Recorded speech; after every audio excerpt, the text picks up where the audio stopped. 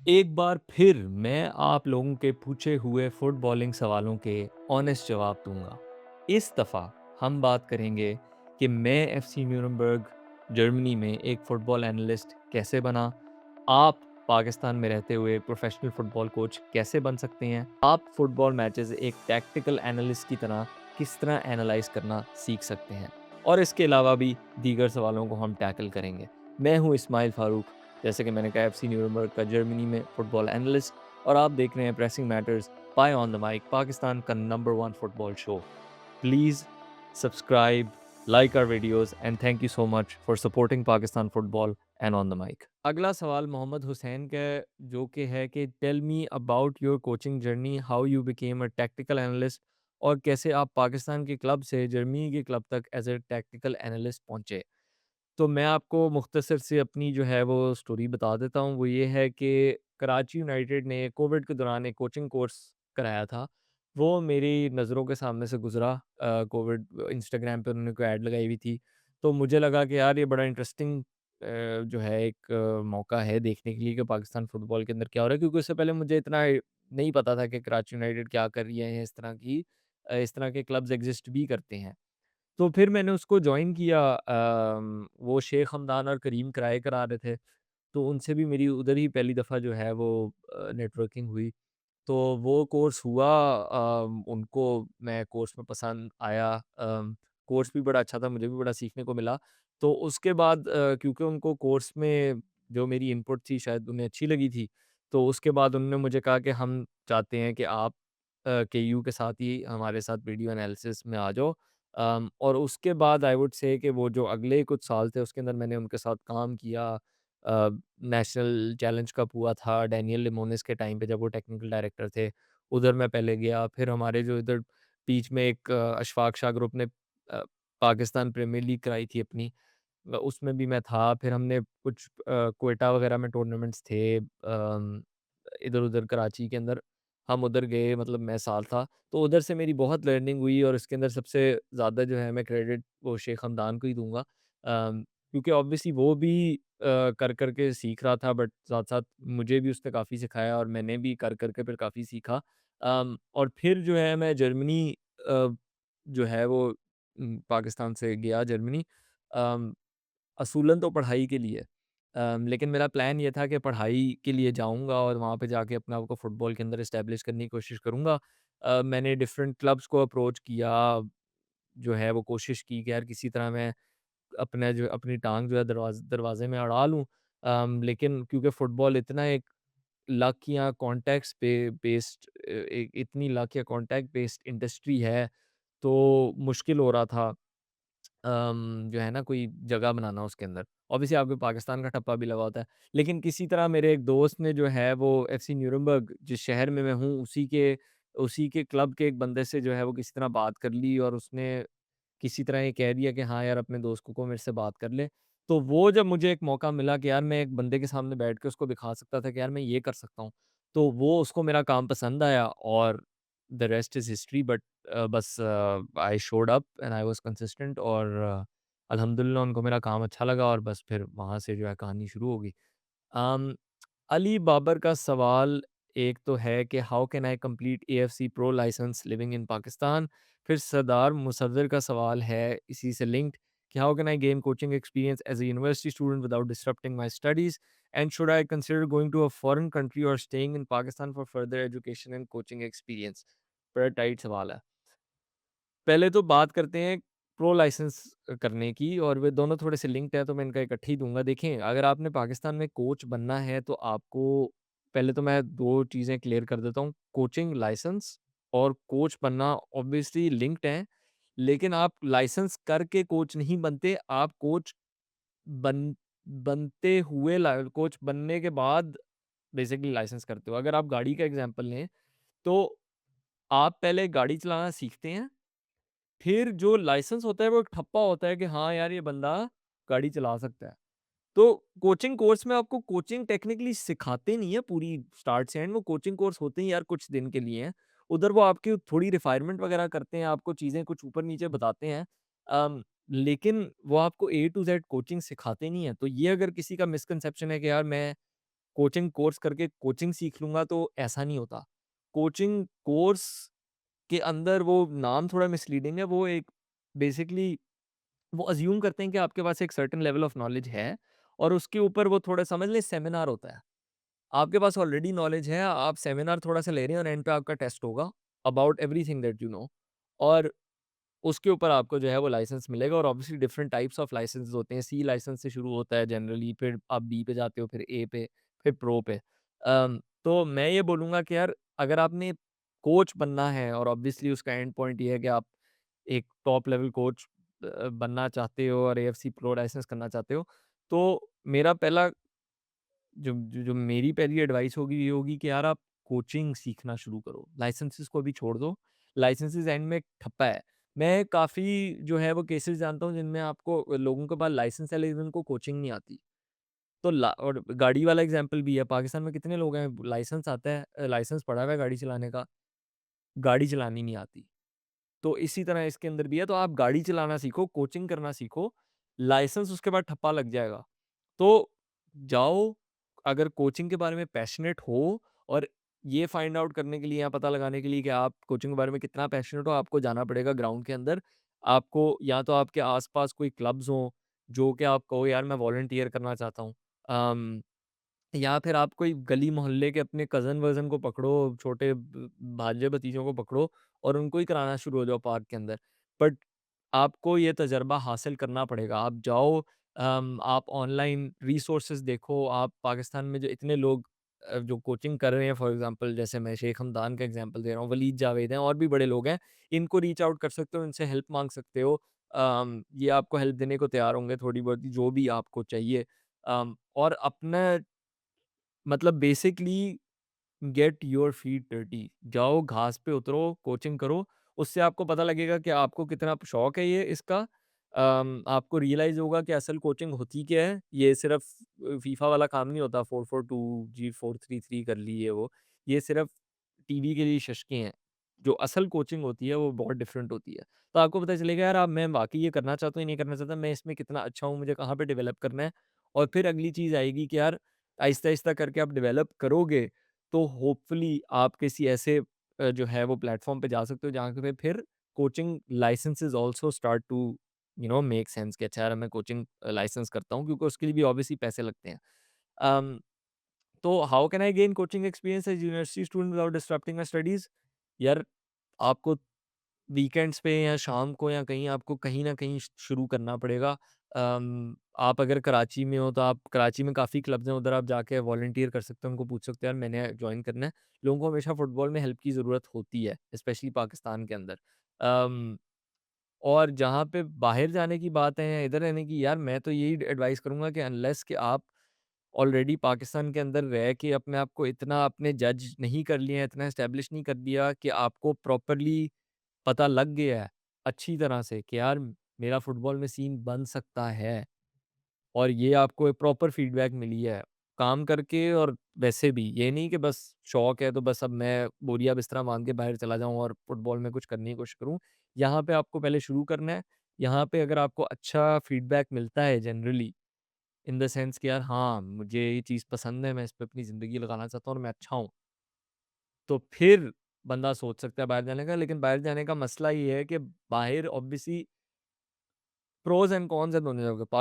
पाकिस्तान के अंदर फ़ायदा नुकसान ये ऑब्वियसली कि कोई सिस्टम ही नहीं है अभी। उसका फ़ायदा एक तरह से पाकिस्तान का ये है कि यार कॉम्पिटिशन भी कम है, कुछ एस्टेब्लिश नहीं हुआ हुआ तो आप जो है अगर अच्छा करो तो आप कर सकते हो कुछ ना कुछ। आप बेसिकली ब्लैंक स्लेट है।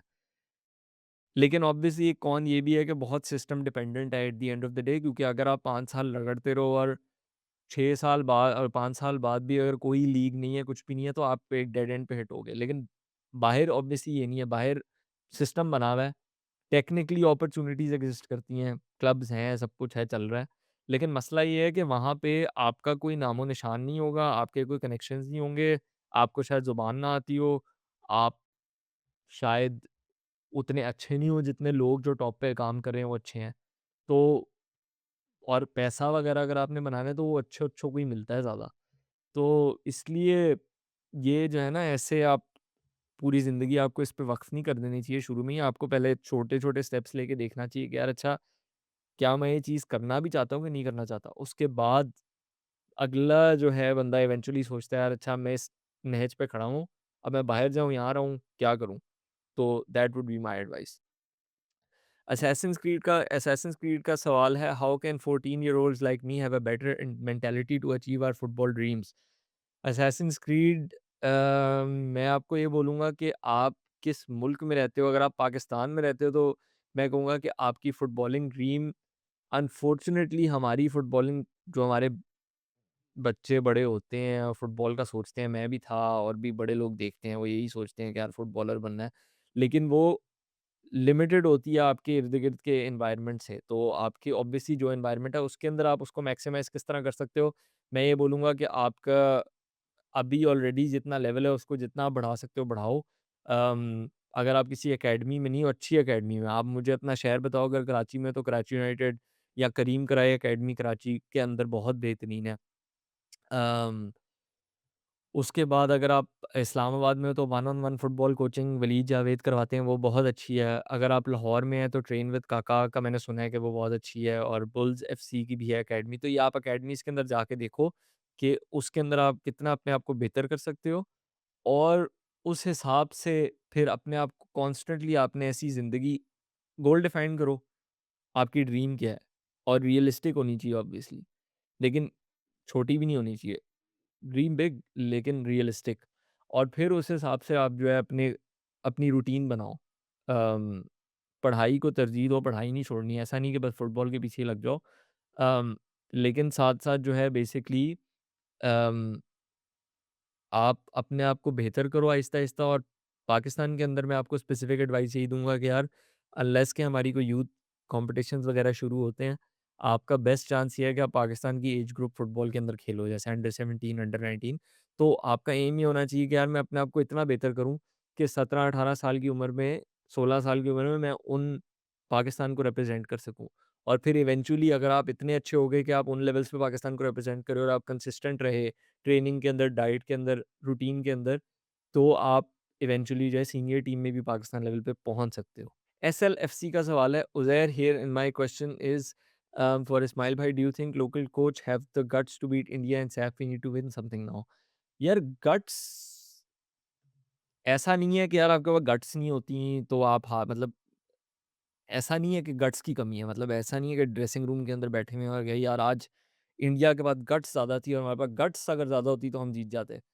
तो फिर तो फुटबॉल ट्रेनिंग को छोड़ के गट्स पे काम करना चाहिए सिर्फ। तो गट्स वाला सीन नहीं है, सीन है कि उनकी टेक्निकल डेवलपमेंट बेहतर है, उनका फुटबॉलिंग इकोसिस्टम, अपने उनके मसले हैं लेकिन हमारे से ज़्यादा ही चल रहा है, बेहतर है, हमारा तो कुछ है ही नहीं और था ही नहीं पिछले कुछ सालों में। तो मेरे ख़्याल से कि गट्स से ज़्यादा इट्स हमारा सिस्टम नहीं है। अम, और हमारा सिस्टम आएगा तो आपको रिज़ल्ट्स भी नज़र आ जाएँगे, फिर गट्स वग़ैरह की आप बात नहीं करोगे। स्किल इशू है, और स्किल की ट्रेनिंग और सिस्टम बेस्ड सॉल्यूशंस ही इसको सॉल्व करेंगी। मैं ये कहना चाहूँगा कि हम जो सैफ अभी अंडर 20 चैंपियनशिप हमारी होने लगी है, उसके अंदर हमारा इंडिया से भी मैच होगा। बांग्लादेश और इंडिया हमारे ग्रुप में है। हमारी जो कोचिंग स्टाफ है उसके लिए वो बड़ी अच्छी है। शहज़ाद अनवर हमारे हेड कोच हैं अंडर 20 टीम के। शेख हमदान, जो कि फाइनली पाकिस्तान सेटअप में अब आ गए हैं। इतने सालों से हम बोल रहे थे कि यार इनको लेके आओ, ये पाकिस्तान के one of if not the best coach हैं अभी। अम, उनको जो है लाया गया फाइनली, वो असिस्टेंट कोच हैं शहज़ाद अनवर के। तो शहज़ाद अनवर का एक्सपीरियंस और नो हाउ और शेख हमदान की टैक्टिकल और टेक्निकल एक्सपर्टीज़ जो है, वो इकट्ठे अब शामिल हो के एक बहुत अच्छा काम कर सकते हैं। और साथ रेहान अब्बासी, जिन्होंने प्रीमियर लीग में क्रिस्टल पैलेस के साथ और चैंपियनशिप, इंग्लिश चैंपियनशिप में स्वानज़ी के साथ काम किया हुआ है एज़ फिज़िकल परफॉर्मेंस कोच, ठीक है? तो वो फिज़िकली रेडी करते हैं प्लेयर्स को कि वो फिज़िकली कम्पीट कर सकें। तो ये एक कोचिंग टीम जो है ना, बहुत टाइट और बहुत बेहतरीन है। और मैं एक्सपेक्ट कर रहा हूँ कि हम अच्छा करेंगे, लेकिन अगेन ये कैवियाट्स इसके अंदर भी हैं, वो ये हैं कि हमा इनको इस पूरी कोचिंग टीम को सिर्फ़ 2 हफ़्ते का ट्रेनिंग कैंप मिला है। अगेन 2 हफ़्ते के अंदर आप नहीं इतना कर सकते जब बाकी टीमें जो हैं वो काफ़ी देर से डेवलप कर रही हैं। अगर बाकी टीमें लेट्स से एक रेगुलर साइकिल से आ रही हैं जिसके अंदर उनके यही जो अब अंडर 20 वाले प्लेयर्स हैं, ये पहले अंडर 16 में इकट्ठे खेले, फिर उधर से अंडर 18 में गए, फिर अंडर 20 में आए और हमारे प्लेयर क्योंकि हमने तो रेगुलर फुटबॉल खेली नहीं, काफ़ी पहली दफ़ा इंटरनेशनल फुटबॉल खेलेंगे और सीधा डायरेक्टली अंडर 20 में आएँगे वो ऐसे प्लेयरों के खिलाफ जिनका बहुत ज़्यादा एक्सपीरियंस है और हमारे प्लेयरों को सिर्फ़ 2 हफ़्ते मिले होंगे ट्रेनिंग करने के लिए।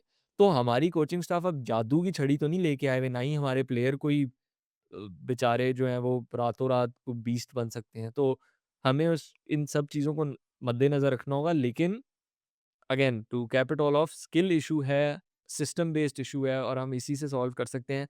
लेकिन कूडोज़ टू पीएफएफ कि उन्होंने एटलीस्ट कोचिंग स्टाफ जो है इसकी वो सही रखी है और मैं उम्मीद करता हूँ कि इसी कोचिंग स्टाफ को आगे भी रेगुलरली टाइम दिया जाएगा इन प्लेयर्स के साथ काम करने का। अम फिर सवाल गोल्डन पाकी का है, who do you think is the best Pakistani footballer? मेरे ख्याल से लोकल प्लेयर्स में से मेरा अपना ज़ाती ख्याल है आलमगीर गाज़ी और फॉरेन बेस्ड में मैं कहूँगा अब्दुल्ला इकबाल। अगर आप मेरे से कुछ महीने पहले पूछते तो मैं मतलब अब्दुल्ला इकबाल ही कहता लेकिन एतज़ाज़ हुसैन का भी मैं नाम लेता क्योंकि ऑब्वियसली वो अपनी पीक पे जो है प्रोबेबली आई थिंक बेस्ट थे। लेकिन अब वो ऑब्वियसली रिटायर हो गए हैं तो उनको हम करंट पाकिस्तानी फुटबॉलर्स की लिस्ट में शामिल नहीं कर सकते। मोहम्मद हुसैन पूछ रहे हैं कि how to analyse a football match like a technical analyst कि हम मैच भी देख लें और साथ-साथ एनालाइज़ भी कर लें। मैं कहूँगा पहली बात है watch as much football as possible, repetition बहुत ज़रूरी है। मैचेस डाउनलोड करें और उनको वापस देखें ताकि आप पॉज़ कर सकें और रिवाइंड कर सकें। लाइव एनालिसिस बाद में आता है। वो बहुत बाद की चीज़ है। शुरू में आप अपना हुनर जो है वो डेवलप कर रहे हैं।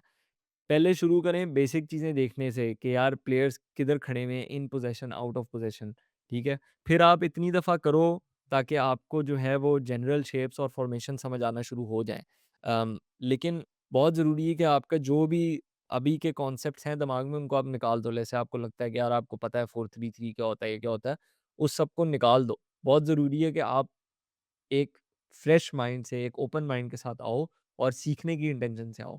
अम फिर आपको ये जनरल शेप्स और फॉर्मेशंस अगर आपने इन्हें कहना है तो आपको वो समझ आ जाएँगी और या वो आप देखना शुरू हो जाओगे। तो फिर एक स्टेप आगे जाओ और डिटेल्स देखो उन शेप्स के अंदर। फॉर एग्ज़ाम्पल कि स्पेसिफिक क्या चीज़ें हो रही हैं उन शेप के अंदर। एक 4-3-3 जो आर्सेनल खेलती है वो बहुत डिफरेंट है फॉर एग्ज़ाम्पल मैनचेस्टर सिटी की 4-3-3 से। तो आपने देखना है कि यार इनके अंदर क्या हो रहा है? और इससे फिर एक और स्टेप आगे जाओगे कि यार वो जो स्पेसिफिक चीज़ें कर रहे हैं, वो किस बेसिस पे कर रहे हैं, कब होती हैं, कैसे होती हैं। लेकिन एंड पे मैं ये कहूँगा कि यार start by watching as many matches as possible, excuse me और हमेशा 2 आपने सवाल पूछने हैं, वो ये है कि व्हाय? व्हाय हमेशा पूछना है कि यार ये क्यों हो रहा है? अगर ये है, तो इसकी क्या वजह है? अगर ये है, तो इसकी क्या वजह है? और आगे जाते रहो, व्हाय का सवाल पूछते रहो जब तक आप एंड तक नहीं पहुँचते। और वो व्हाय है जब आप अपने आप से ही पूछोगे ना, तो आपके ज़हन में जो है वो जवाब आना शुरू हो जाएँगे या एटलीस्ट आप सवाल की तलाश में ही इवेंचुअली जवाब तक पहुँचोगे। फिर दूसरा सवाल ये है कि what are they trying to do? जो टीम है, वो क्या करना चाह रही है? इंटेंशन क्या है? ऑब्वियसली आपको एग्ज़ैक्टली नहीं पता होगा क्योंकि आप मैनेजर की टीम टॉक में नहीं हो या उधर नहीं हो, लेकिन आपको जनरली आइडिया होना चाहिए कि अच्छा यार ये करना चाह रहे हैं जनरली स्पीकिंग। क्यों करना चाह रहे हैं वो हमें नहीं पता, लेकिन क्या करना चाह रहे हैं ये हम थोड़ा बहुत हिसाब लगा सकते हैं और बस इसको रिपीट करते रहो। Anyway guys, thank you so much for tuning in. बहुत-बहुत शुक्रिया आपका सवाल भेजने का। उम्मीद है कि मैंने सही तरह से जवाब दिए होंगे। Until next time, Ismail Farooq की तरफ से टेक इट ईज़ी। अल्लाह हाफ़िज़।